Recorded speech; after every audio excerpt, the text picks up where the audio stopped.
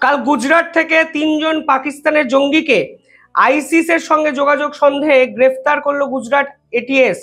এবং গুজরাট এটিএস এর পক্ষ থেকে পরবর্তীকালে যে তথ্য জানানো হয়েছে তা কিন্তু আরো চমকে দেওয়ার মতো। তারা নাকি আরএসএস এর অফিস গুজরাটের প্রধান শাখা আহমেদাবাদে বড় সড়ো হামলা ছক কষেছিলেন। এবং কালকে গুজরাট এটিএস তাদেরকে জিজ্ঞাসাবাদ করে যে তথ্য আমাদের সামনে নিয়ে এসছে তা কিন্তু শুনলে চক্ষু চড়ক গাছ হতেই হয়। এবং এই 3জন আইসিস জঙ্গিদের মধ্যে একজন ছিলেন ডাক্তার, একজন ছিলেন রেস্টুরেন্ট ওনার, এবং তারা এই হামলায় যে বিস্ফোরক হিসাবে যে পদার্থ ব্যবহার করতে চেয়েছিলেন সেটা তো অনেকে শোনেনি। যাই হোক, আজকে ডিটেলিংয়ে আলোচনা করবো এই বিষয়ে, এবং আপনারা ভিডিওটি শেষ অবধি দেখবেন এবং চ্যানেলটিকে ভালো লাগলে একটু সাবস্ক্রাইব করবেন। সাবস্ক্রাইব করতে কোনো পয়সা লাগে না, শুধুমাত্র একটি ক্লিক করে দেবেন এবং পাশে থাকা বেল আইকনটি ক্লিক করবেন। যদি সাবস্ক্রাইব করেন তাহলে আমার এই ধরনের রিসার্চ করে ভিডিও বানাতে একটু বেশি ইন্সপায়ার্ড লাগে বা হব। যাই হোক, এখানে যে তথ্য সামনে এসেছে সেখানে বলা হচ্ছে কালকে গুজরাট এটিএস এর পক্ষ থেকে এক দুর্ধর্ষ অভিযান চালানো হয়। এবং মনে রাখবেন, এই গুজরাট এর আগেও কিন্তু সংবাদের শিরোনামে এসেছিল 5 মাস আগে। সেখানে গুজরাট এটিএস এর পক্ষ থেকে 5জনকে গ্রেফতার করা হয়েছিল এবং তাদের বিপক্ষে অভিযোগ ছিল যে তারা আইসিস বা আল কায়দার হয়ে সরাসরি কাজ করছে এবং সেই গ্যাংয়ে একজন মহিলা ছিল।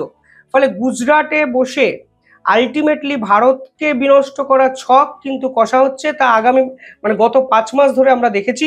এবং আজকে গুজরাট এটিএস কিন্তু সব থেকে বড় সাফল্যটি পেল, কারণ তারা ঠিক কোন কোন জায়গাগুলোকে টার্গেট করেছে তা কিন্তু অফিসিয়ালি গুজরাট এটিএস জানতে পেরে আমাদের সামনে জানিয়েছে।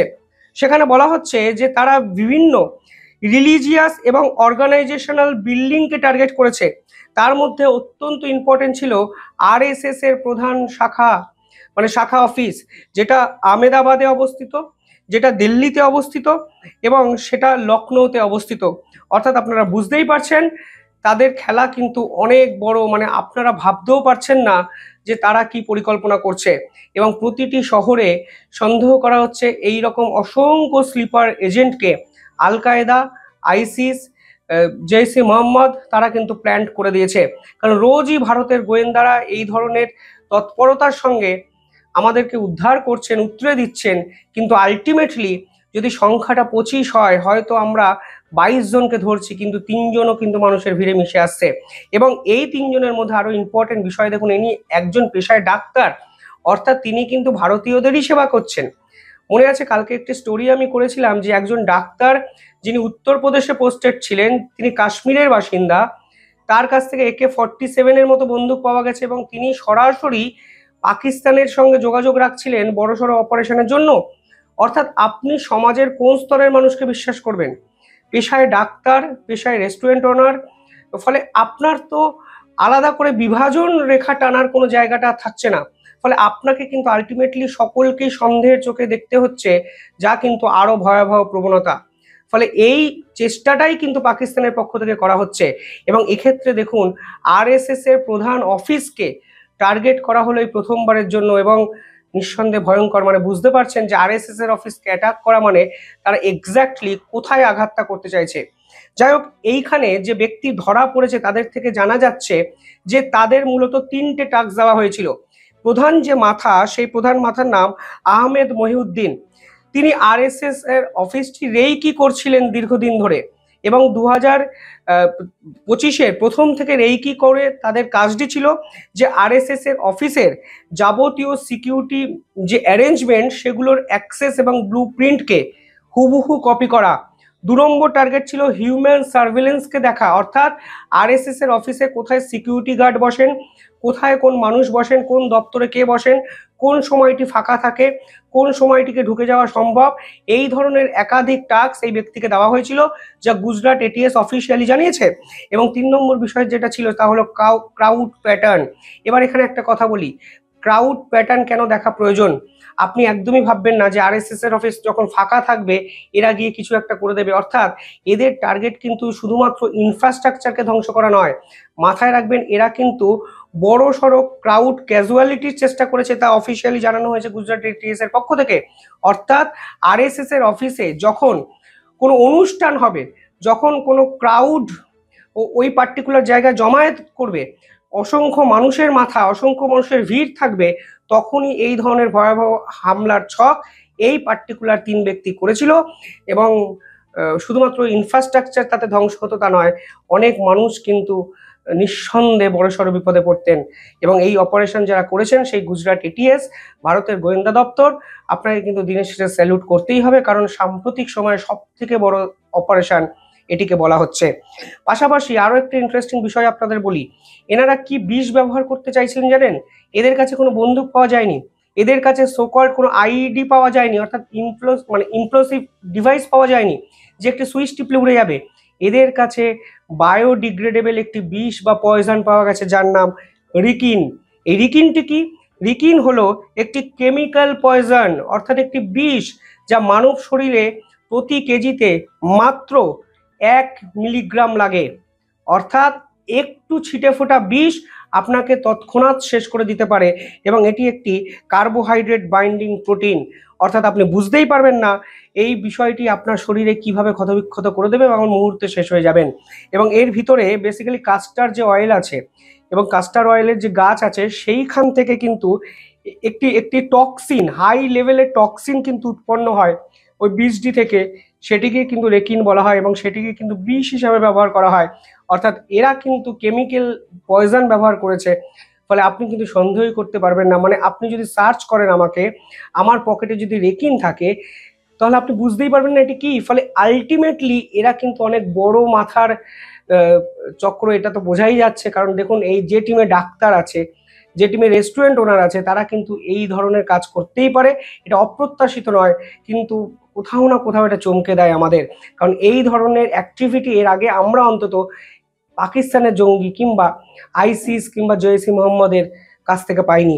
ফলে আরো একটা ইম্পর্টেন্ট বিষয় হলো, এখানে যিনি ডাক্তার আছেন তার নাম আহমেদ মহিউদ্দিন। আমি অলরেডি বলেছি, তার উপরে দায়িত্ব ছিল এই রেকিনটাকে তৈরি করার। এবং এই রিকিনটাকে তৈরি করে তিনি কিন্তু বড়সড় মাস ক্যাজুয়ালিটির চেষ্টা করেছিলেন। এবং আরো ইম্পর্টেন্ট বিষয় হলো, এই ব্যক্তি যখন চায়নায় ডাক্তারি পড়তে যান তখনই এই আইসিসের সঙ্গে যোগাযোগ শুরু হয় এবং আইসিসের যে অনলাইন যে প্রচার সেটাতে কিন্তু ইন্সপায়ার্ড হয়ে যান এবং পরবর্তীকালে তিনি ভারতে আসেন। এবং দেখুন, ভারতে এসে তার টার্গেটের কেন্দ্রবিন্দুতে আরএসএস এর প্রধান অফিস। পাশাপাশি এই ব্যক্তি এর আগে নাকি রেস্টুরেন্টের মালিক ছিল, অর্থাৎ ডাক্তার হওয়ার আগে তিনি রেস্টুরেন্ট চালাতেন এবং রেস্টুরেন্ট চালাতেন বলেই খুব সহজে কাস্টার সিডস, যেটা থেকে রেকিন তৈরি হয়, সেটা কিন্তু তিনি জমা করতে শুরু করেছিলেন। অর্থাৎ দীর্ঘদিনের একটা প্রয়াস, দীর্ঘদিনের একটা চেষ্টা ভারতের গোয়েন্দা এবং গুজরাট এটিএস সম্পূর্ণভাবে বিনষ্ট করে দিয়েছে। এটা হলো গুজরাটের খবর। এর পরের খবরটা শুনুন, এর পরের খবরটা আরো ভয়ানক। কালকে মুম্বাই এয়ারপোর্ট থেকে এমন একজনকে গ্রেফতার করা হয়েছে যাকে ভারতের গোয়েন্দারা 2023 সাল থেকে খুঁজছিল এবং তার বিপক্ষে লুকআউট নোটিশ জারি করা হয়েছে। অর্থাৎ 2023 সাল থেকে যে ব্যক্তিকে খোঁজা হচ্ছিল তাকে কিন্তু অ্যারেস্ট করেছে ভারতের গোয়েন্দারা। ইন্টারেস্টিংলি হলো, তাকে পাওয়া গেছে মুম্বাই এয়ারপোর্ট থেকে এবং তিনি কিন্তু পাকিস্তানের হ্যান্ডেলারের সঙ্গে যে নিয়মিত যোগাযোগ রাখছিলেন, অথচ তিনি জম্মু কাশ্মীরের বাসিন্দা। তিনি 2023 সাল থেকে সৌদি আরবের ফান্ডিংয়ে একাধিক ভারত বিরোধী পরিকল্পনা কিন্তু করেছিলেন। সেই ব্যক্তির নাম মোহাম্মদ আরসাদ, ব্র্যাকেটে আসিফ, অর্থাৎ আসিফ নামে তিনি তার অপারেশন করতেন। তিনি কাশ্মীরের পুঁচে থাকতেন। এই পুঁচ এরিয়াতে পেহেলগাম হত্যাকাণ্ডের পর সব থেকে বেশি আক্রমণ করেছিল পাকিস্তান সেনাবাহিনীর সদস্যরা। আর আজকে বুঝুন যে ভিতরের গাদ্দাররা ছিল বলেই পাকিস্তান সেনাবাহিনী পুঁচে গুলি চালাতে পেরেছে, তা কিন্তু দিনের আলোর মতো পরিষ্কার। এই ব্যক্তির বিরুদ্ধে অভিযোগগুলো শুনুন। এই ব্যক্তি এলওসিতে একাধিক গুরুত্বপূর্ণ অপারেশনে যুক্ত ছিলেন এবং এর বিপক্ষে শুধু লুকআউট নোটিশ জারি করা নয়, একাধিক ধারা, নন বেলেবল ওয়ারেন্ট এই ব্যক্তির বিপক্ষে কিন্তু ঘোষণা করেছিল কাশ্মীর পুলিশ। এই পুরো চক্রে নাকি 8 জন ইনভলভ, তার মধ্যে একজনের নাম হলো লাকিত আহমেদ। এই লাকিত আহমেদ মার্চ 2025 এনআইএর হাতে গ্রেফতার হয়। আর এই আহমেদকে এই আসিফ দিনের পর দিন বিভিন্ন ক্ষেত্রে সহায়তা করেছে এবং গ্রেফতারের আগে তিনি দুবাই পালিয়ে যেতে চেয়েছিলেন। অর্থাৎ এদের সম্পূর্ণ পরিকল্পনাটাই কিন্তু বাইরে থেকে চলছে, যা আমরা কিন্তু বুঝতেই পারছি না। ইম্পর্টেন্ট বিষয় হলো, এই আহমেদ এবং আসিফ একটি সিক্রেট মিটিংও করেছিল কাশ্মীরের বিস্তীর্ণ অঞ্চলে, যে সিক্রেট মিটিংয়ে ভারত বিরোধিতার একাধিক গোপন পরিকল্পনা তারা ফাইনালাইজড করে এবং পার্টিকুলারলি টার্গেটের কেন্দ্রবিন্দু ছিল পীর পঞ্জল এরিয়া। এবং সেই ব্যক্তি কালকে মুম্বাই হয়ে বিদেশে পালিয়ে যেতে চেয়েছিলেন, যদিও ভারতের গোয়েন্দারা দুর্ধর্ষ মুন্সিয়ানার সঙ্গে তাকে গ্রেফতার করেন।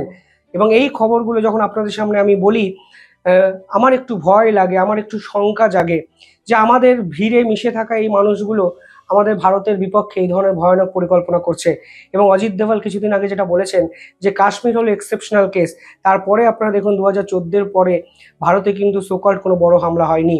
তাহলে আপনাকে ক্রেডিট কিন্তু দিতে হবে ভারতের গোয়েন্দাদের, ভারতের ইন্টেলিজেন্সকে এবং একাধিক রাজ্যের এই এটিএসকে, যারা নিরলস পরিশ্রম করে এই বড় বড় হামলার ছকগুলোকে নির্মূল করছে, ভেস্তে দিচ্ছে।